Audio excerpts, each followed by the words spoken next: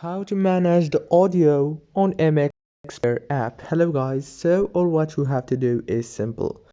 MX Player, this is the home page as you can see. Now go to the top corner and click on those three lines. After you click on the three lines, go down and click on local player settings. Now after you click local player settings, it will take you here. Click on the audio option. Now as you can see, you can manage your audio easily from here. You can enable or disable whatever you don't want.